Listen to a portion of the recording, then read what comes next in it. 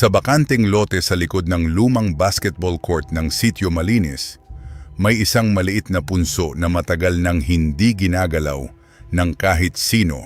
Hindi ito mataas. Hindi rin ito kakaiba sa unang tingin.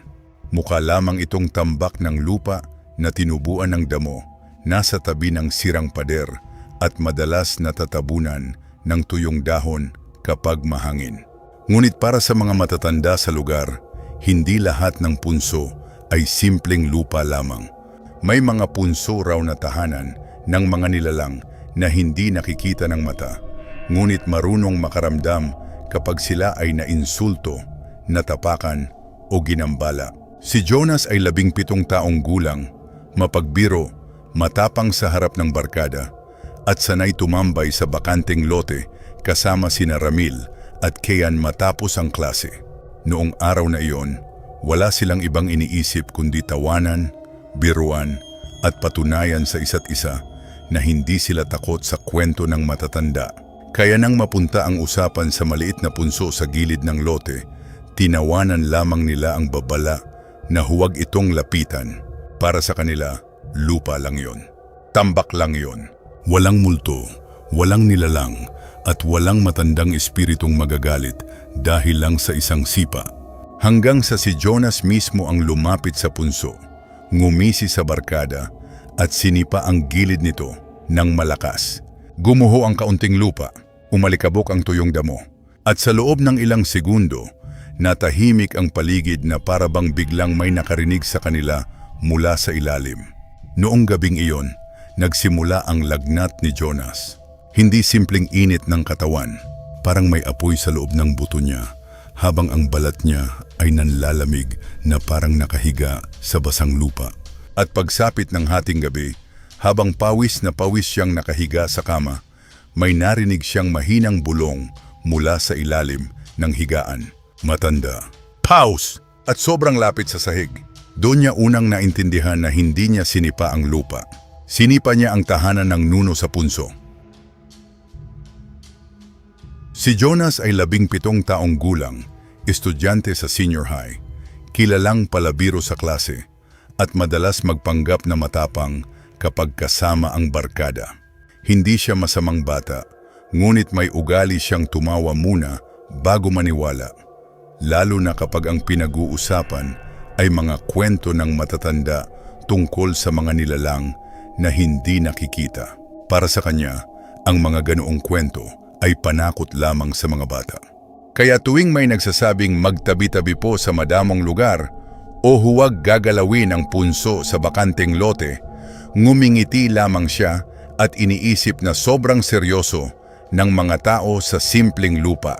Kasama niya madalas sina Ramil at Kian, dalawa niyang kaibigang mahilig ding magbiro, maghamon ng lakas ng loob at magtambay sa bakanteng lote sa likod ng lumang basketball court. Doon sila nagpapalipas ng hapon matapos ang klase. May sirang pader sa gilid, lumang poste ng ilaw na hindi na gumagana, at makakapal na damo sa bahaging matagal nang hindi nililinis. Sa pinakasulok ng lote, naroon ang maliit na punso. Tahimik, bilog, at palaging hindi natatapakan kahit maraming batang naglalaro sa paligid. Napansin ni Jonas na kahit ang mga nagtitinda malapit sa court ay umiiwas dumaan malapit doon. Kapag may bolang napupunta sa gilid ng punso, kadalasan ay pinupulot ito ng dahan-dahan, kasabay ng mahinang paghingi ng paumanhin kahit walang taong nakikita. Para kina Jonas, nakakatawa yon, lalo na nang minsang may matandang dumaan at sinabing huwag daw nilang guguluhin ang punso dahil may nakatira roon. Noong hapon na yon, mas naging maingay ang biruan ng barkada. Tinawag nilang alamat lamang ang babala. Tinawanan nila ang ideya na may maliit na matandang nilalang sa ilalim ng lupa. At dahil ayaw magpatalo ni Jonas sa kantiyaw ng dalawa, lumapit siya sa punso na parang wala itong halaga. Hindi niya napansin na unti-unting tumahimik ang hangin. Hindi niya napansin na tumigil ang mga ibon sa lumang pader. At hindi niya napansin na ang damo sa paligid ng punso ay bahagyang gumalaw kahit walang ihip ng hangin. Sa isang mabilis na galaw, Sinipa ni Jonas ang gilid ng punso. At mula sa loob ng lupa, may narinig silang mahinang tunog, parang matandang huminga ng malalim, matapos magising mula sa napakahabang tulog. Matagal nang iniiwasan ng mga tao sa sitio Malinis ang maliit na punso sa bakanteng lote. Hindi dahil malaki ito, hindi dahil nakakatakot itong tingnan, kundi dahil may mga nangyari na ron noon na hindi kailanman na ipaliwanag ng mga taga ron. Ayon sa matatanda, bago pa gawing tambayan ng mga bata ang lote, may isang lumang bahay na nakatayo ron. Pag-aari ito ng pamilyang kilalang mahilig magbungkal ng lupa, maglinis ng bakuran, at magpatag ng kahit anong nakaumbok sa kanilang paligid. Isang araw, pinatanggal daw ng may-ari ang maliit na punso sa gilid ng lupa dahil sagabal ito sa gagawing daanan. Walang nagpaalam, walang nagsabi ng tabi-tabi po, at walang naniwala sa babala ng matatandang nagsabing may nakatira sa ilalim ng lupa. Kinagabihan, nilagnat ang lalaking unang tumibag sa punso. Hindi bumaba ang init ng katawan niya kahit binigyan ng gamot. Namaga ang mga paa niya na parang may maliliit na kamay na humawak at pumisil sa kanya habang tulog. At pagsapit ng hating gabi, narinig ng pamilya niya ang paos na boses mula sa ilalim ng sahig. Mababa, matanda, at paulit-ulit na parang may hinahanap sa taong gumambala sa kanyang tahanan. Pagkalipas ng ilang araw, umalis ang pamilya sa lugar na yon, ngunit hindi na muling ginalaw ng kahit sino ang punso. Mula noon, naging mahigpit ang bili ng matatanda sa sitio Malinis. Kapag may punso sa tabi ng daan, huwag sipain, huwag yurakan, huwag pagtawanan, at kung hindi maiiwasang dumaan malapit dito, magpaalam, magpakumbaba, at huwag mag-astang ikaw ang may-ari ng lupang hindi mo lubos na kilala. Dahil ayon sa paniniwala, may mga nuno sa punso na hindi agad nananakit. Tahimik lamang silang nagmamasid, ngunit kapag nasaktan, na insulto o winasak ang kanilang tahanan, ang parusa nila ay hindi laging biglaan. Minsan, nagsisimula ito sa lagnat, sa pangangati ng balat, sa pananakit ng kasukasuan, sa panaginip na may matandang nakaupo sa paanan ng kama. At kapag hindi humingi ng tawad ang nagkasala, mas lumalapit ang boses mula sa bakuran, sa ilalim ng sahig, hanggang sa mismong ilalim ng higaan. Kaya nang sinipa ni Jonas ang punso sa harap ng kanyang barkada, hindi lang siya nagbiro, ginising niya ang isang galit na matagal nang pinapatahimik ng buong sitio Malinis. Kinagabihan matapos sipain ni Jonas ang punso, nagsimula ang kakaibang init sa katawan niya. Noong una, inakala niyang pagod lamang iyon mula sa klase, laro, at matagal na pagtambay sa bakanteng lote. Ngunit habang lumalalim ang gabi, mas tumataas ang lagnat niya. Mainit ang noo niya, nanginginig ang mga kamay, at ang buong katawan niya ay nananakit na parang buong araw siyang binugbog mula sa loob. Mas nakakatakot, hindi lang pala siya ang nakaramdam noon. Si Ramil ay nilagnat din. Si Kin ay biglang nangati ang buong binti na parang may maliliit na insektong gumagapang sa ilalim ng balat. At silang tatlo, kahit nasa magkakaibang bahay, ay may iisang narinig pagsapit ng hating gabi. Isang mahinang bulong mula sa ilalim ng higaan. Hindi ito malinaw sa una, parang hangin na dumadaan sa siwang ng sahig. Ngunit habang nakahiga si Jonas, pawis na pawis at hirap huminga, unti-unting nabuo ang tunog. Pause! Matanda. At tila galit na galit kahit halos pabulong lamang. Mula sa ilalim ng kama may kumaluskos. Hindi daga! Hindi ipis. Parang tuyong daliri na kumakamot sa kahoy mula sa ilalim. Pinilit ni Jonas na bumangon, ngunit biglang bumigat ang kanyang katawan. Parang may nakaupo sa dibdib niya. Parang may maliliit na kamay na humahawak sa kanyang mga paa upang hindi siya makagalaw. Sa dilim ng kwarto, napatingin siya sa gilid ng kama. Doon niya nakita ang isang maliit na anino sa sahig. Hindi ito mataas, hindi ito malaki. Ngunit malinaw ang hugis ng ulo, baluktot ang katawan, at tila may matandang nakayuko sa gilid ng higaan niya. Dahan-dahan itong gumalaw, hindi palakad. Parang dumudula sa sahig habang nakadikit sa dilim. Nang sumilip ang buwan sa bintana, nakita ni Jonas ang mukha nito sa isang iglap. Kulubot! Maliit! May mga matang sobrang itim. At may bibig na nakangising walang kasiyahan, kundi purong galit. Doon niya naalala ang punso, ang sipa, ang tumahimik na paligid, at ang tunog na parang matandang nagising mula sa ilalim ng lupa. Hindi sumpa ng sakit ang dumapo sa kanila. Hindi simpleng lagnat ang nagpapahirap sa katawan nila. Isa itong paalala, isang parusang nagsisimula pa lamang dahil ang nuno sa punso na ginambala nila sa bakanteng lote ay hindi na natili ron. Sinundan sila nito pauwi. Habang nakahiga si Jonas at halos hindi makagalaw sa taas ng lagnat, mas lumakas ang kaluskos sa ilalim ng kanyang higaan. Hindi na ito simpleng gasgas ng kuko sa kahoy. Parang may maliit na nilalang na paikot-ikot sa ilalim ng kama, hinahanap ang bahagi ng katawan niyang unang parurusahan. Bumigat ang hangin sa kwarto, nawala ang ingay ng electric fan, at ang buong paligid ay napuno ng amoy ng basang lupa, lumang dahon, at putik na parang galing mismo sa bakanteng lote. Dahan-dahang umangat ang kumot sa paanan niya, hindi dahil sa hangin, kundi dahil may maliliit na daliring humihila mula sa ibaba. Sa sobrang takot, pilit na inangat ni Jonas ang ulo niya at doon niya nakita ang maliit na matandang nilalang sa dulo ng kama. Pandakekit ang katawan nito, kulubot ang balat, mahaba ang kuko, at ang mga mata ay madilim na madilim, parang butas sa lupa na walang ilalim. Hindi ito sumigaw. Hindi ito nagmadali. Tumingin lamang ito kay Jonas na tila alam nitong wala siyang magagawa. Biglang kumirot ang kanang paa ni Jonas. Ang paa na ginamit niya sa pagsipa sa punso. Parang may invisible na kamay na pumipilipit sa buto niya mula sa loob. Napangiwi siya sa sakit habang unti-unting nangingitim ang balat sa bukong-bukong.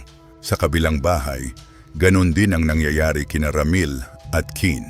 Si Ramil ay hindi maigalaw ang mga daliri sa paa. Si Keen ay halos magasgas ang sariling balat sa sobrang kati. At sa ilalim ng kani-kanilang higaan, iisa ang naririnig nilang paos na hininga ng matandang nilalang.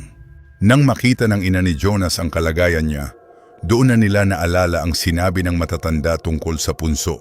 Hindi gamot ang unang kailangan. Hindi lang hilot, hindi lang dasal. Kailangan nilang humingi ng tawad sa nilalang na ginambala nila. Kaya bago sumapit ang madaling araw, dinala sina Jonas, Ramil at Kian pabalik sa bakanteng lote. Kahit halos buhatin na lamang sila dahil sa panghihina. Sa harap ng nasirang punso, napaluhod si Jonas sa putik. Nanginginig ang kanyang katawan. Mainit pa rin ang noo at ang paa niyang ginamit sa pagsipa ay halos hindi na niya maramdaman. Habang inilalagay ng matatanda ang pagkain, tubig at kandilang dala nila sa tabi ng punso, biglang gumalaw ang lupa. Mula sa maliit na butas sa gilid ng punso, may lumabas na kulubot na kamay. Mabagal, payat, at may mahahabang kuko na kumamot sa lupang sinipa ni Jonas.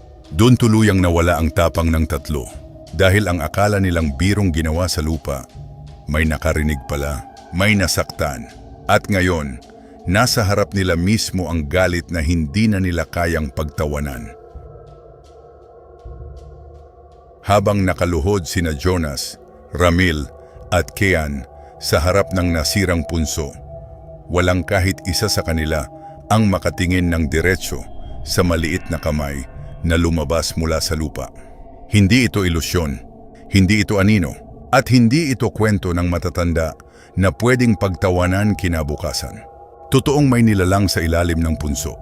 Totoong may nagising sa ginawa nila. At totoong kaya nitong abutin ang katawan nila kahit nasa kani-kanilang bahay sila. Dahan-dahang gumapang ang kulubot na kamay sa gilid ng lupa, saka biglang tumigil sa tapat ng bakas ng sapatos ni Jonas. Sa sandaling iyon, kumirot muli ang paa niya. Napayuko siya sa putik habang parang may malamig na daliring pumasok sa buto niya. Mas lumakas ang amoy ng lupa sa paligid. At mula sa loob ng punso, may narinig silang paos na bulong. Hindi malinaw ang mga salita, ngunit ramdam ni Jonas ang galit sa bawat hininga nito. Ang mga matatanda ay naglagay ng kandila, tubig at pagkain sa tabi ng punso. Tahimik silang yumuko habang sina Jonas at ang dalawa niyang kaibigan ay nanginginig na humihingi ng kapatawaran sa nilalang na ininsulto nila. Hindi agad nawala ang sakit.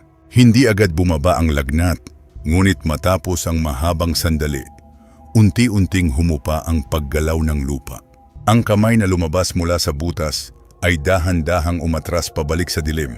At nang mawala ito, biglang umihip ang malamig na hangin sa bakanting lote. Parang may matandang hininga na tuluyang bumitaw mula sa ilalim ng lupa. Kinabukasan, bumaba ang lagnat ni na Jonas, Ramil at Kian.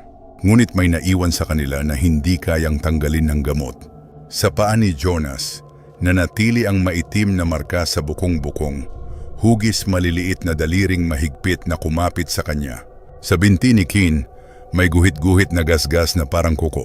At si Ramil, tuwing gabi, nararamdaman pa rin na parang may maliit na taong nakatayo sa paanan ng kama niya. Akala ng lahat, natapos na ang sumpa dahil nakahingi na sila ng tawad. Ngunit ilang araw matapos yon, napansin ni Jonas na hindi na gaya ng dati ang punso sa bakanting lote. Mas mataas ito, mas bilog, at parang may bagong bahagi ng lupa na itinambak sa ibabaw. Pinakanakakatakot, tuwing dumadaan siya roon, naririnig niya pa rin ang mahinang bulong mula sa ilalim.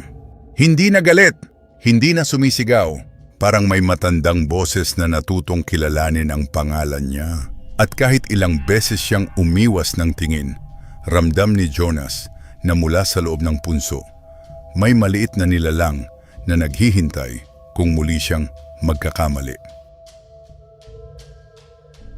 Mula ng gabing humingi ng tawad sina Jonas, Ramil at Kian sa harap ng nasirang punso, hindi na sila muling tumambay sa bakanting lote.